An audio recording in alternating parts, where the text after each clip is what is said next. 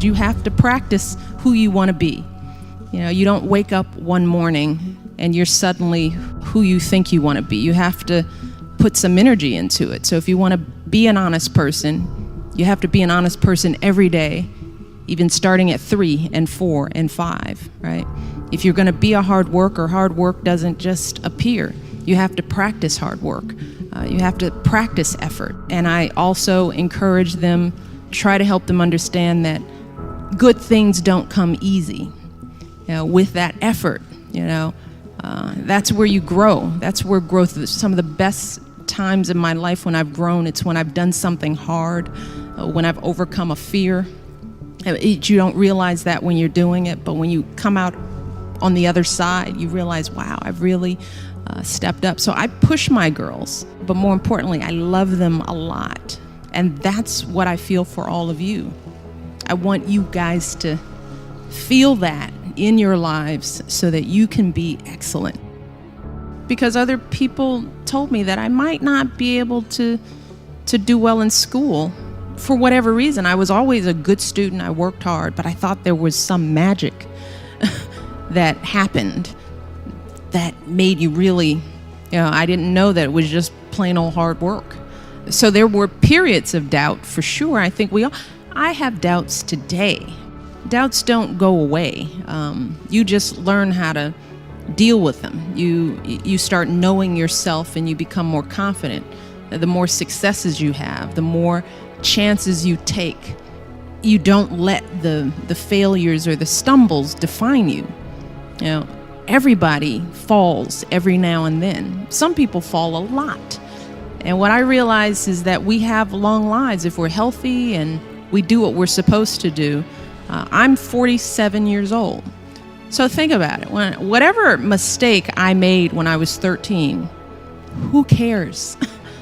So think about life as a long trajectory.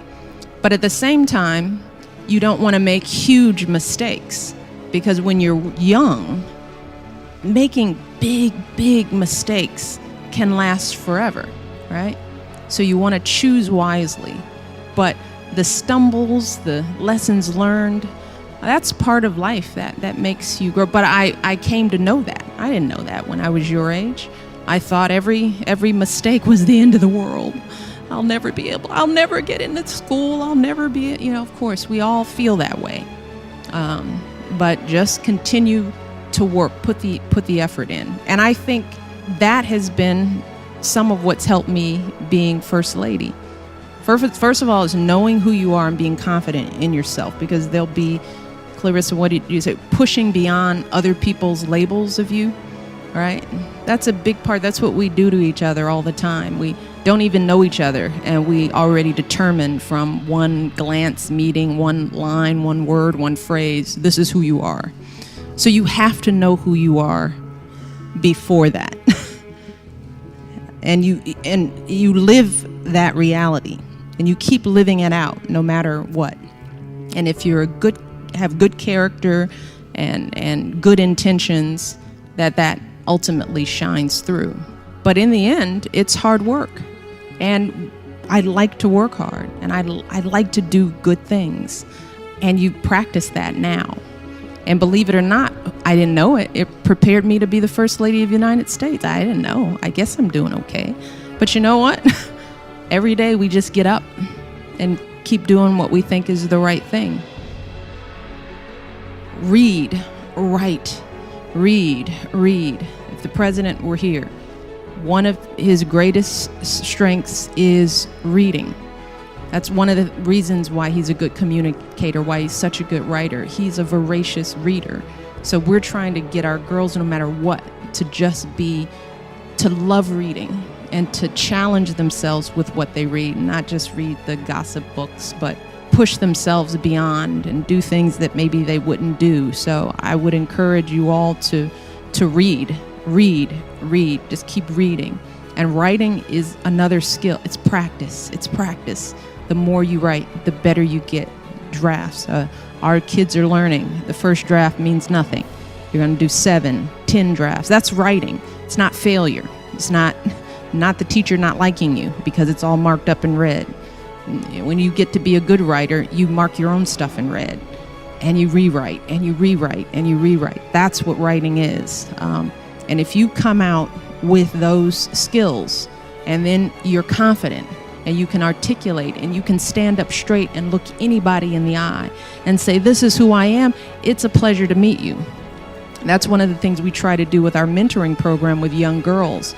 My message to them is, if you can walk into the White House and meet the First Lady and say, my name is, how are you, and look me in the eye, then there's nothing you can't do.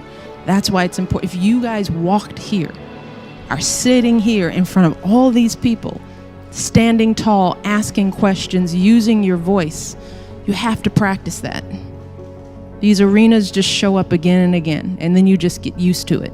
The nerves go away, and you start relaxing into your own abilities. But it's practice. When you are struggling and you start thinking about giving up, I want you to remember something that my husband and I have talked about since we first started this journey nearly a decade ago. Something that has carried us through every moment in this White House and every moment of our lives. And that is the power of hope. The belief that something better is always possible if you're willing to work for it and fight for it. It is our fundamental belief in the power of hope that has allowed us to rise above the voices of doubt and division, of anger and fear that we have faced in our own lives and in the life of this country. Our hope that if we work hard enough and believe in ourselves, then we can be whatever we dream, regardless of the limitations that others may place on us. The hope that when people see us for who we truly are, maybe, just maybe, they too will be inspired to rise to their best possible selves. Shoot, it's the hope of my folks like my dad. Got up every day, do his job at the city water plant. The hope that one day his kids would go to college and have opportunities he never dreamed of. That's the kind of hope that every single one of us, politicians, parents, preachers, all of us, need to be providing for our young people. Because that is what moves this country forward every single day.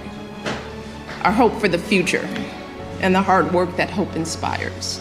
I want our young people to know that they matter, that they belong. So don't be afraid. You hear me? Young people, don't be afraid. Be focused. Be determined. Be hopeful. Be empowered. Empower yourselves with a good education. Then get out there and use that education to build a country worthy of your boundless promise. Lead by example with hope. Never fear.